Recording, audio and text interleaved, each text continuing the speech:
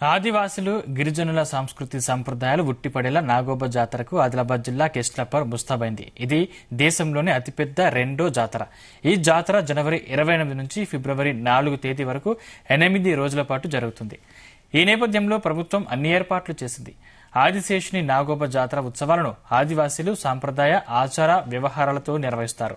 ఆదిలాబాద్ జిల్లా కలెక్టర్ రాజర్షి Shah, ITDA project అధికారి Khushbu Gupta, SP Ghouse అలం, Utnoor CSP Kajal Nagoba ఆలయాన్ని దర్శించుకుని జాతర ఏర్పాట్లను పర్యవేక్షిస్తున్నారు.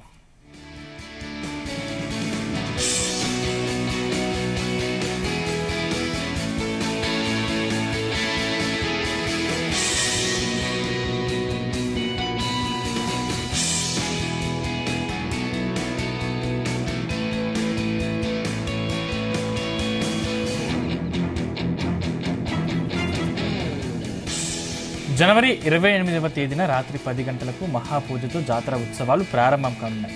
కొత్త కొండలతో కడెం మండలంలోని గొట్టిసిరియాల పరిసర ప్రాంతాల్లో ప్రవహిస్తున్న గోదావరి జలాన్ని కాలినడకన తీసుకొచ్చి మోస్రం వంశస్థులు కెస్లాపూర్కు చేరుకున్నారు.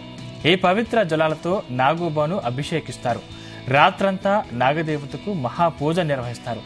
ఈ జాతర ఉత్సవాలకు తెలంగాణతో పాటు మహారాష్ట్ర, మధ్యప్రదేశ్, ఛత్తీస్గఢ్ రాష్ట్రాల నుంచి భారీ సంఖ్యలో గిరిజనులు తరలిరానున్నారు.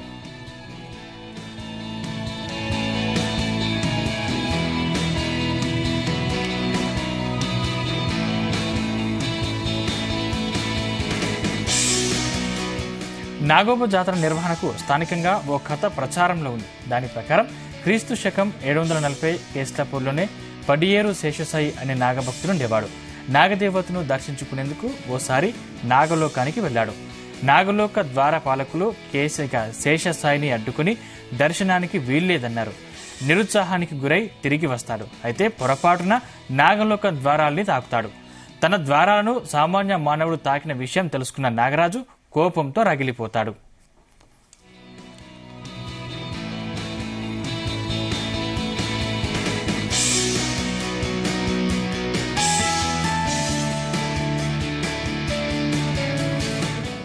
ఈ సంగతి తెలుసుకున్న శేషసాయి ప్రాణభయం పట్టుకుని తనకు తెలిసిన పురోహితుని కలిసి నాగరాజును శాంతింపజేసే మార్గం తెలుసుకుంటారు.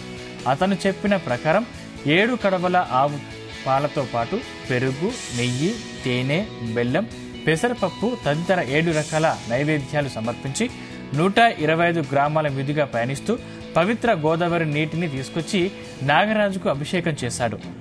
ఆయన భక్తికి మెచ్చిన నాగదేవత కెస్లాపూర్లో శాశ్వత నివాసం ఏర్పరచుకున్నాడు. ఆ స్థలమే నాగోబాగా ప్రసిద్ధికెక్కింది. ఆనాటి నుంచి ప్రతి సంవత్సరం నాగదేవత విగ్రహానికి పూజలు చేసి జాతర నిర్వహిస్తున్నారు గిరిజనులు.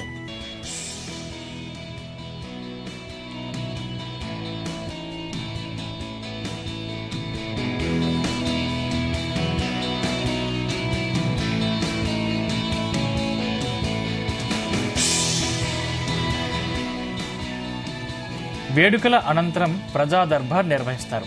దీనికి స్థానిక ఎంపీ, మంత్రులు, ఎమ్మెల్యేలతో పాటు జిల్లా అధికారులందరూ హాజరవుతారు. ఈ దర్బార్లో గిరిజనులు తమ సమస్యలను అధికారుల దృష్టికి తీసుకెళ్లి అక్కడికక్కడే పరిష్కరించుకునే వీలుంది. ఈ ప్రజా దర్బారుకు చరిత్ర ఉంది. నిజాం హయాంలో మారుమూల గ్రామాలకు ఎలాంటి సౌకర్యాలు ఉండేవి కావు. గిరిజనుల వద్దకు అధికారులెవరూ వెళ్లేవారు కాదు. అప్పుడే భూమి కోసం, విముక్తి కోసం సాయుధ పోరాటం చేసి కొమరం భీం మరణించిన సంఘటన జరిగింది. ఈ సంఘటనతో ఉలిక్కిపడ్డ నిజాం ప్రభువులు గిరిజన ప్రాంతాల పరిస్థితులు, గిరిజనుల స్థితిగతులపై అధ్యయనం చేసేందుకు ప్రముఖ మానవ పరిణామ శాస్త్రవేత్త ప్రొఫెసర్ హైమన్ డార్స్ ను ఆదిలాబాద్ జిల్లాకు పంపారు.